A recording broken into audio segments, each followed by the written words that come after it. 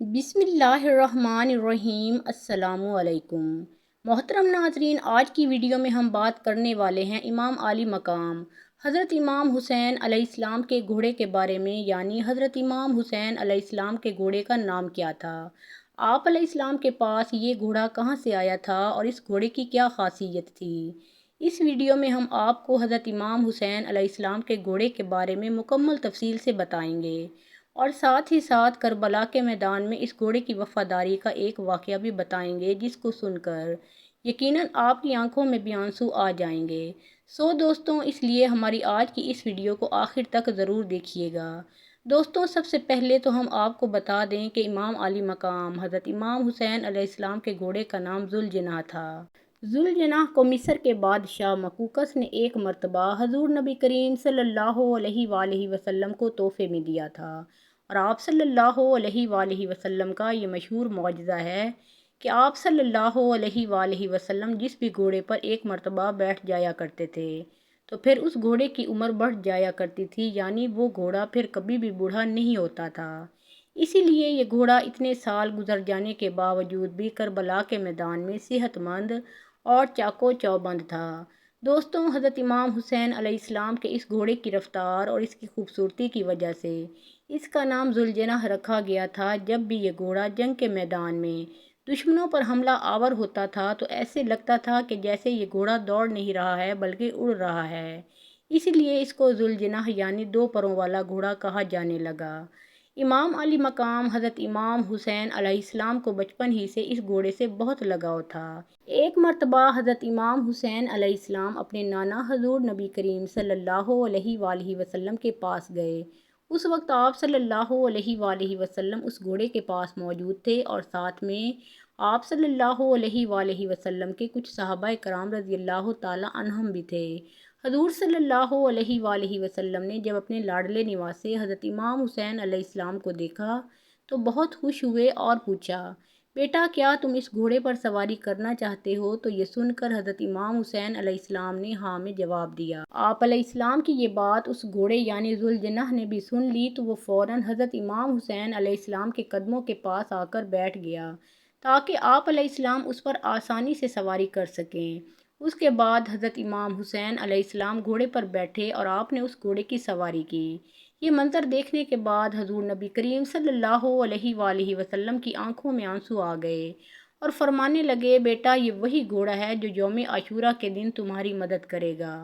پھر آپ نے وہ گھوڑا حضرت امام حسین علیہ السلام کے حوالے کر دیا، یعنی رسول اللہ صلی اللہ علیہ وآلہ وسلم کا ذوالجناح حضرت امام حسین علیہ السلام کے پاس آ گیا۔ پھر ذوالجناح نے کربلا کے میدان میں اپنے امام حضرت امام حسین علیہ السلام سے وہ محبت کی، وہ وفا کی، جس کو دیکھ کر خود وفا بھی ذوالجناح پر ناز کرنے لگی۔ دوستوں، امام علی مقام حضرت امام حسین علیہ السلام کے گھوڑے ذوالجناح کے بارے میں یہ بات کافی مشہور ہے کہ جب یزیدیوں نے حضرت امام حسین علیہ السلام کا پانی بند کیا تو ذوالجناح کو کربلا کے میدان میں کافی بار پانی پینے کا موقع ملا تھا، لیکن ذوالجناح نے پانی نہیں پیا۔ انہوں نے حضرت امام حسین علیہ السلام کے ساتھ پانی نہ پی کر اپنا وعدہ وفا کر دیا، جس کو دیکھ کر خود وفا نے بھی ان پر ناز کیا۔ اس کے بعد جب کربلا کے میدان میں 10 محرم کے دن حضرت امام حسین علیہ السلام ذوالجناح سے زمین پر گرے تو آپ علیہ السلام کا یہ گھوڑا آپ علیہ السلام کے سامنے اس طرح سے آ کر کھڑا ہو گیا کہ دشمنوں کی جانب سے آنے والے ہر تیر کو اپنے جسم پر لینے لگا۔ اس وقت ذوالجناح کے جسم پر اتنے تیر لگے کہ اس کے جسم کا کوئی بھی حصہ باقی نہ رہا۔ روایات میں آتا ہے کہ ذوالجناح کو اتنے تیر لگنے کے بعد بھی حضرت امام علی مقام حضرت امام حسین علیہ السلام کے اس گھوڑے نے 60 سے زیادہ دشمنوں کو موت کے گھاٹ اتار دیا تھا۔ اس کے بعد جب ظالموں نے حضرت امام حسین علیہ السلام اور ان کے سارے ساتھیوں کو شہید کر دیا تو حضرت امام حسین علیہ السلام کا یہ گھوڑا اہل بیت کی لاشوں کے ارد گرد چکر لگانے لگا اور زور زور سے ہنہنانے لگا۔ پھر ذوالجناح حضرت امام علی مقام حضرت امام حسین علیہ السلام کے جسم اطہر کے پاس آ کر رک گیا اور اپنی پیشانی کو حضرت امام حسین علیہ السلام کے خون سے تر کر لیا۔ پھر اپنے پاؤں کو زمین پر اس طرح سے مارا کہ جس سے اتنی زوردار آواز پیدا ہوئی کہ پورے میدان میں سناٹا چھا گیا۔ یہ دیکھ کر دشمنوں کے بھی پسینے چھوٹ گئے۔ اس وقت عمر بن سعد کی نظر اس گھوڑے پر پڑی تو وہ اپنے لوگوں سے کہنے لگا کہ اس گھوڑے کو میرے پاس لایا جائے۔ یہ گھوڑا اللہ کے رسول صلی اللہ علیہ وآلہ وسلم کے گھوڑوں میں سے ایک بہترین گھوڑا ہے۔ پھر عمر بن سعد کے کہنے پر لوگ اسے پکڑنے کے لیے دوڑنے لگے، لیکن جیسے ہی وہ لوگ اس گھوڑے کے قریب گئے تو ذوالجناح نے اس زور سے اپنا پاؤں مارا کہ ان کو وہاں سے واپس بھاگنے کا موقع بھی نہ ملا۔ یہ دیکھ کر عمر بن سعد چلایا اور کہنے لگا کہ اس کو اس کے حال پر چھوڑ دو، دیکھتے ہیں کہ یہ کیا کرتا ہے۔ پھر وہ گھوڑا لوگوں کے ہجوم سے نکل کر حضرت امام علی مقام حضرت امام حسین علیہ السلام کے جسم اطہر کے پاس آ کر اس طرح سے بلبلا کر رونے لگا جیسے کہ کوئی انسان اپنے جوان بیٹے کی موت پر روتا ہے۔ اللہ اکبر۔ کربلا کے واقعے کے بعد ایک شخص حضرت امام محمد باقر کی خدمت میں حاضر ہوا اور عرض کرنے لگا، اے وقت کے امام، آپ علیہ السلام تو اس وقت کربلا کے میدان میں موجود تھے، تو آپ علیہ السلام نے کیا دیکھا؟ کہ جب حضرت امام حسین علیہ السلام گھوڑے کی زین سے نیچے آئے تو اس وقت وہ گھوڑا حضرت امام حسین علیہ السلام کے جسد خاکی کے گرد چکر لگا رہا تھا۔ تو اس وقت وہ گھوڑا کیا کہہ رہا تھا؟ اتنا سننا تھا کہ حضرت امام محمد باقر زور زور سے رونے لگے اور فرمانے لگے۔ جب حضرت امام حسین علیہ السلام گھوڑے کی زین سے نیچے آ گئے تو وہ گھوڑا پھر آپ علیہ السلام کا طواف کرنے لگا تاکہ کوئی بھی دشمنوں کا تیر یا نیزہ آپ علیہ السلام کے جسم کو نہ چھوئے۔ دشمنوں کی جانب سے آنے والے ہر تیر کو ذوالجناح نے اپنے جسم پر جھیلا اور اس کے جسم پر اتنے تیر لگے تھے کہ اس کے جسم کا کوئی حصہ ایسا نہیں تھا کہ جہاں سے وہ زخمی نہ ہوا ہو۔ ایسے میں ذوالجناح چیخ چیخ کر یزید کی فوج سے یہ کہہ رہا تھا کہ لعنت ہو تم جیسے لوگوں پر، جو رسول اکرم صلی اللہ علیہ وآلہ وسلم کے لاڈلے نواسے حضرت امام حسین علیہ السلام کو قتل کر رہے ہو۔ پھر اس شخص نے دوبارہ حضرت امام محمد باقر سے پوچھا کہ کیا وہ گھوڑا اس وقت کچھ اور بھی کہہ رہا تھا؟ اس شخص کے اس سوال پر حضرت امام محمد باقر چیخ چیخ کر رونے لگے اور فرمانے لگے کہ اے شخص، اس وقت وہ گھوڑا چیخ چیخ کر رو رہا تھا کہ اے میرے آقا حسین، آپ ایک مرتبہ میری پیٹھ پر سوار ہو جائیں، میں آپ علیہ السلام کو اتنا دور لے کر جاؤں گا کہ کسی بھی ظالم کا کوئی تیر آپ کو چھو نہ سکے گا۔ یہ سن کر میرے دادا حضرت امام حسین علیہ السلام نے ذوالجناح سے کہا کہ اے ذوالجناح، تم جاؤ، تم خیمے میں چلے جاؤ اور جا کر میری بہنوں اور بیٹیوں کو بتاؤ کہ آپ کا حسین اپنے نانا حضرت محمد صلی اللہ علیہ وآلہ وسلم کے پاس پہنچ گیا ہے۔ اتنا سنتے ہی وہ گھوڑا خیموں کی طرف مڑا اور جا کر خواتین اہل بیت کے خیمے کے باہر زور زور سے آوازیں نکالنے لگا۔ اہل بیت کی خواتین نے سوچا کہ شاید حضرت امام حسین علیہ السلام آئے ہیں، لیکن جیسے ہی انہوں نے باہر آ کر دیکھا کہ سواری تو ہے لیکن اس کے اوپر سوار نہیں ہے اور حضرت امام حسین علیہ السلام کا گھوڑا زخموں سے چور ہے، تو اہل بیت کی خواتین یہ دیکھ کر رونے لگیں۔ اتنے میں بی بی سکینہ ذوالجناح کے پاس دوڑتی ہوئی آئیں اور کہنے لگیں، اے میرے بابا کے گھوڑے، مجھے یہ بتاؤ کہ جب میرے بابا میدان میں جا رہے تھے تو اس وقت وہ پیاسے تھے، میرے بابا نے پانی پیا تھا یا پھر انہیں پیاسے ہی شہید کر دیا؟ یہ دیکھ کر وہ گھوڑا زور زور سے ہنہنانے لگا۔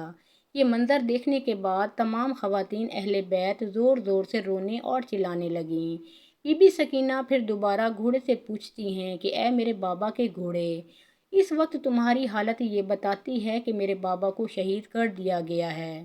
اس کے بعد وہ شخص دوبارہ سے حضرت امام محمد باقر علیہ السلام سے پوچھنے لگا کہ اس کے بعد اس گھوڑے یعنی ذوالجناح کا کیا ہوا؟ تو آپ علیہ السلام نے جواب دیا کہ پھر وہ دشمنوں کا لشکر یعنی حضرت امام حسین علیہ السلام کے اس گھوڑے کو حاصل کرنا چاہتا تھا، کیونکہ وہ گھوڑا حضور نبی اکرم صلی اللہ علیہ وآلہ وسلم کے گھوڑوں میں سے ایک بہترین گھوڑا تھا۔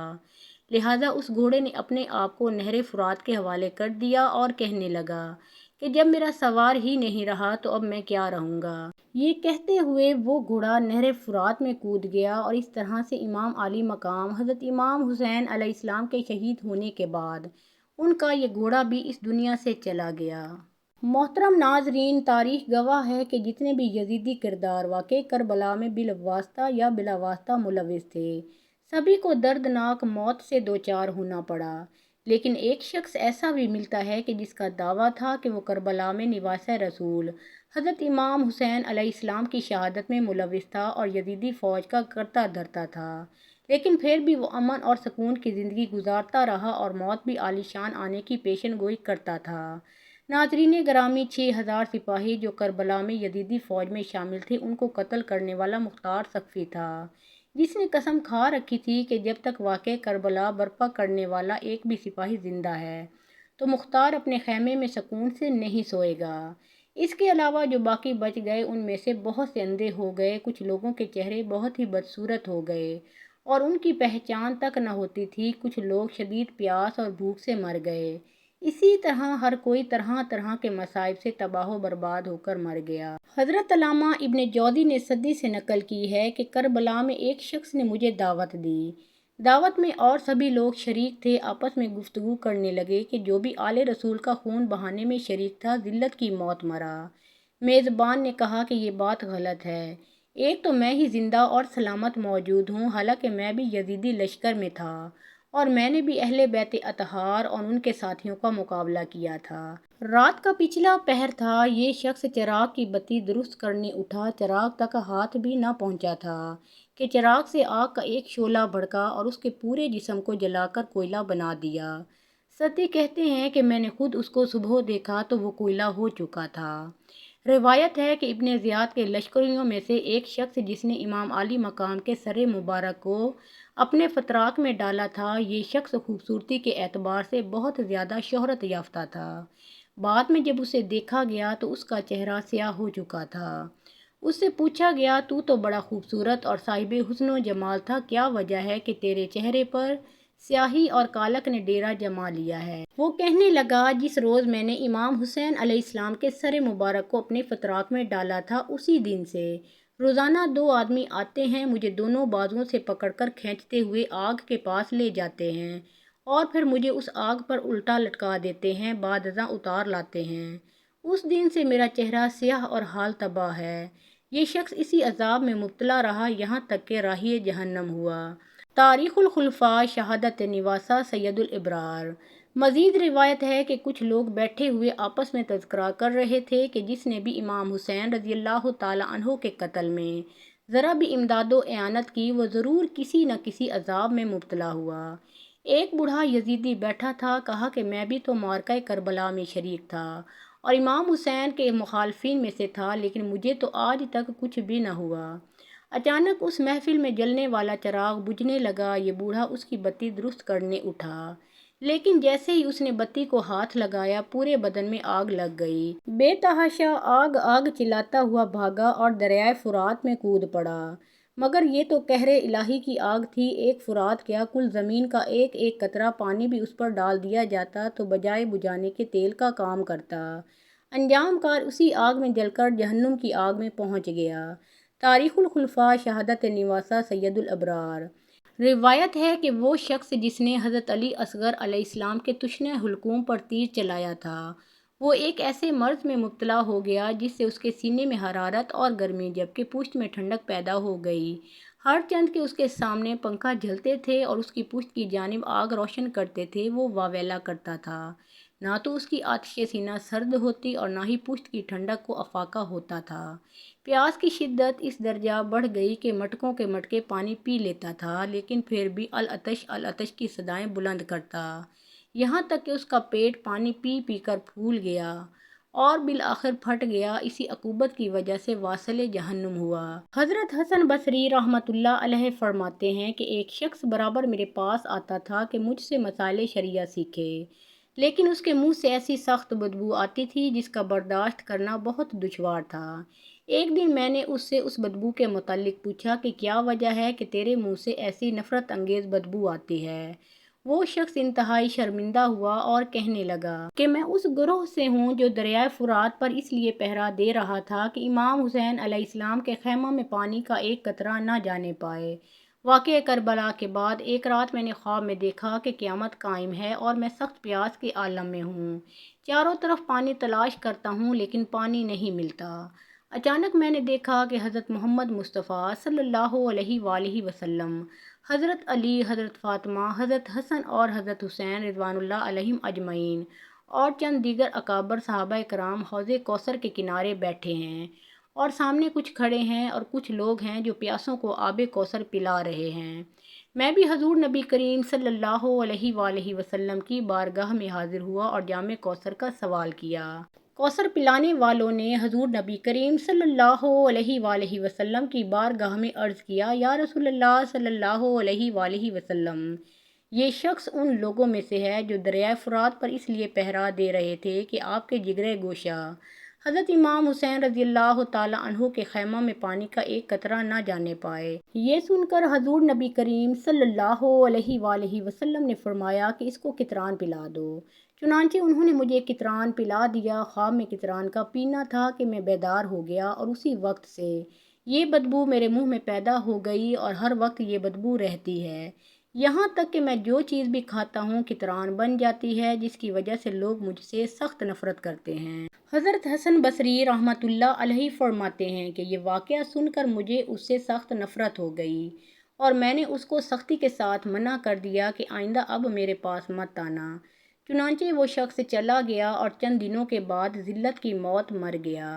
محترم ناظرین، شہدائے کربلا سے محبت اور عقیدت کے لیے ایک پیارا سا کامنٹ ضرور کیجیے۔ ویڈیو پسند آئی ہو تو لائک اور شیئر ضرور کیجیے۔ اللہ آپ سب کا حامی و ناصر ہو۔